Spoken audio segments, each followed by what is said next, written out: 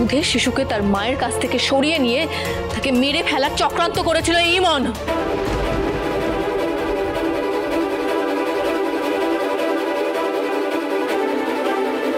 আপনি বলুন সবাইকে, এই ইমনই আপনাকে টাকা দিয়েছিল কিনা?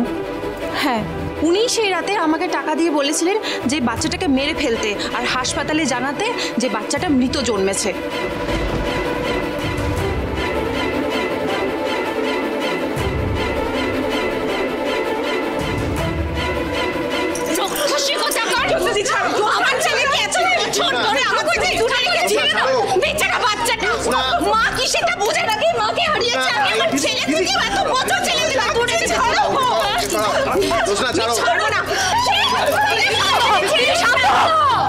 ও যা করেছে তার শাস্তিও পাবে, কেউ ওকে বাঁচাতে পারবে না। থ্যাংক ইউ সুধা, তুমি আমাকে বাঁচালে, নয়তো আমি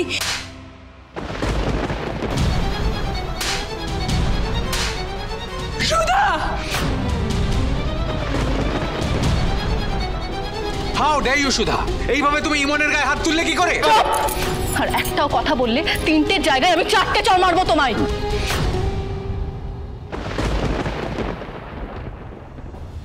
ইমন, আমি জানি তুমি স্বার্থপর, লোভী। পরিশ্রম না করেই তুমি আরামে জীবন কাটাতে ভালোবাসো, বিলাসিতা করতে ভালোবাসো। আর তাই তো প্রথমে তেজকে বিয়ে করতে ক্ষেপে উঠেছিলে। আর সেটা যখন হলো না, তখন এই সার্থকের মতো একজন নরকের কীটকে বিয়ে করে এই বাড়িতে ঢুকে পড়লে। কিন্তু তোমাদের শত্রুতা তো আমার আর সুধার সাথে। এই সম্পত্তির প্রতি লোভ আছে তোমাদের। তাহলে আমার দিদিকে এরকম একটা যন্ত্রণার মুখে ফেলে দিলে কেন তোমরা? একটা নিষ্পাপ বাচ্চাকে তোমরা মারতে চলে যাচ্ছিলে। কিন্তু চেয়েও আপনি বাচ্চাটাকে শেষ করে দিতে পারেননি ম্যাডাম, কারণ ওই দিন আমি বাচ্চাটাকে নদীর জলে ভাসিয়ে দিইনি, বরং ওকে একটা নিরাপদ আশ্রয়ে নিয়ে গিয়ে রেখেছিলাম। আর আপনাকে এসে মিথ্যে বলেছিলাম যে বাচ্চাটা মারা গেছে। ঈশ্বরের কি অদ্ভুত লীলা, উনি ঘুরপথে ঠিক আপনার সন্তানকে আপনার কোলে ফিরিয়ে দিলেন ম্যাডাম। মানে পোলোই আসলে আপনার সন্তান, ও আপনার ছেলে।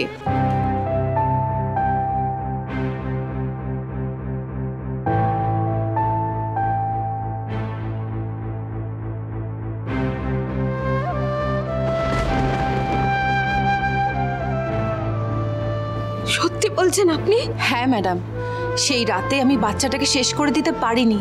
ওইটুকু নিষ্পাপ ফুটফুটে একটা বাচ্চা, কি করে আমি ওকে শেষ করে দিতাম বলুন? কিন্তু নিজের কাছেও রাখার উপায় ছিল না। পাছে এই ম্যাডাম আমাকে সন্দেহ করেন পোলোকে যদি কিছু করে দেন। তাই আমি শহর থেকে অনেক দূরে ওই পঞ্চপ্রদীপ আশ্রমে রেখে দিয়ে এসেছিলাম। পোলো ওখানেই এত বছর বড় হয়েছে।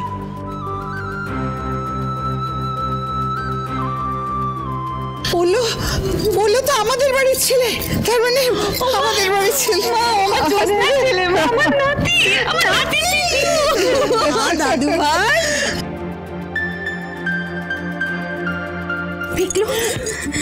আমি আগেই বলেছিলাম, দেখেছো ঠাম্মি, আমি তোমাদের সবাইকে বলেছিলাম না, ওই তো আমার পিকলু, ওই আমার ছেলে।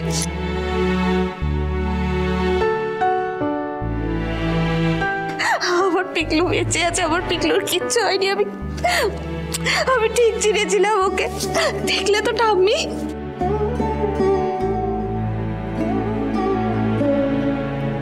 ইমনের সমস্ত প্ল্যানিং ভেস্তে গেছে জানি, কিন্তু এই জঘন্য অপরাধের জন্য ইমনকে ক্ষমা করা যায় না।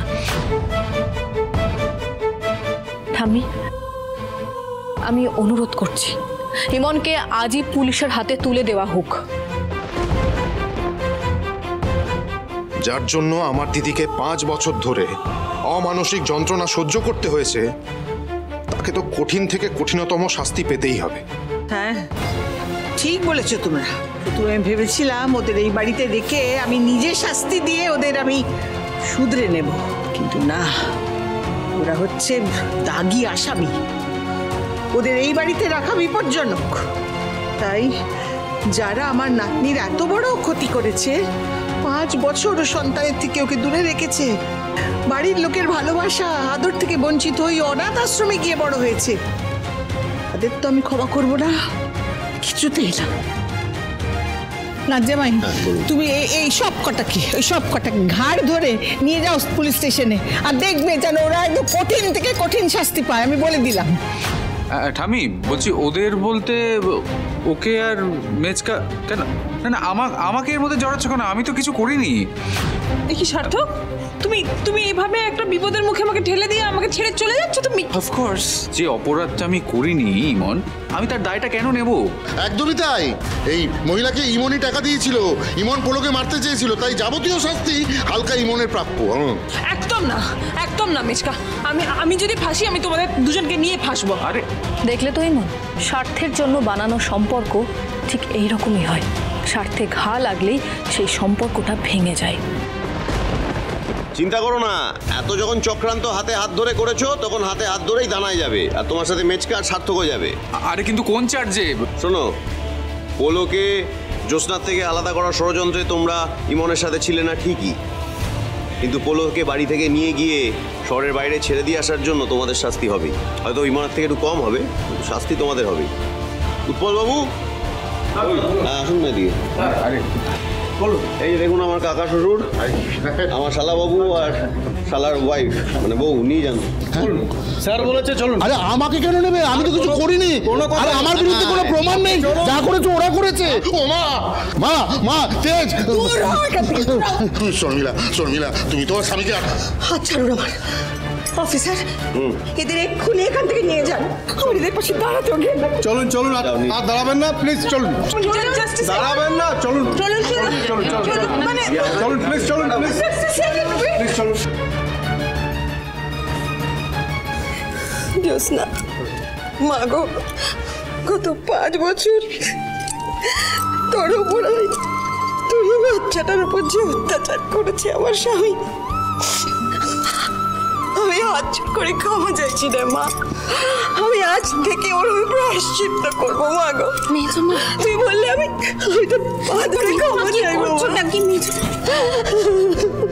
মেজ বৌমা, আমি তো তোমাকে আগেও বলেছি, আমার ছেলের অপরাধের দোষের সিকি ভাগ দায়ও কিন্তু তোমার নয়। আজ ঈশ্বর আমার অপরাধের বোঝা একটু হলেও কমালো। 5 বছর পরেই সই, কিন্তু আপনার সন্তানকে আমি আপনার কোলে ফিরিয়ে দিলাম ম্যাডাম। সেদিন আমার মাকে বাঁচানোর জন্য অনেকগুলো টাকার প্রয়োজন ছিল, তাই অন্যায়কেই সঙ্গ দিয়েছিলাম। কিন্তু যখন আর মাকেই বাঁচাতে পারলাম না, তখন বুঝলাম অন্যায় করে কখনো ভালো থাকা যায় না। যা হওয়ার তা তো হয়ে গেছে, কিন্তু এটাও তো সত্যি যে আমার ছেলেকে সেদিন আপনিই বাঁচিয়েছিলেন। আপনার জন্য আমি ওকে আবার ফিরে পেয়েছি। আমি আপনার ঋণ কোনোদিনও শোধ করতে পারবো না। তুই তোর মা বাবা পরিবারের সবাইকে ফিরে পেলি, এবার সবার সাথে ভালো মতো থাকবি। আমি এবার আসি তাহলে। তার মানে পোলো দাদা তোমাকে আর কেউ নিয়ে যেতে পারবে না, আমরা সব সময় একসাথে থাকবো, তুমি আর আমি খুব মজা করব, তাই না বাবা? একদম। এই দিদি, প্লিজ কান্নাকাটি করিস না। ঠাম্মি বললো না, এবার থেকে বাড়িতে আমরা সবাই খুশি থাকবো, খুব আনন্দ করব। দাঁড়ান, আপনার কাছ থেকে আমার একটা সাহায্য চাই। কি সাহায্য বলুন? হিমন্ত ওই নীলকুঞ্জ সিটি হসপিটালে এত বড় একটা কাণ্ড ঘটিয়েছে, তার মানে ওই হসপিটালে ওর নিশ্চয়ই ভালোই চেনা জানা আছে। হ্যাঁ, হাসপাতালের স্টাফদের সঙ্গে তো জানাশোনা আছেই, নাহলে এত বড় ঘটনা তো আর সম্ভব ছিল না। তেজের সব টেস্ট ওই হসপিটাল থেকেই করানো, তাই এবার আমায় জানতে হবে রিপোর্ট বদলে দেওয়ার পেছনে ইমনের হাত ছিল কিনা। দেখুন, আমার মন বলছে শুধুমাত্র দিদির সন্তান না, আমার সন্তানকেও তার বাবার ভালোবাসা স্নেহ থেকে বঞ্চিত রেখেছে ওই ইমন, আর সেটা প্রমাণ করতে একমাত্র আপনি আমায় সাহায্য করতে পারেন। আমি?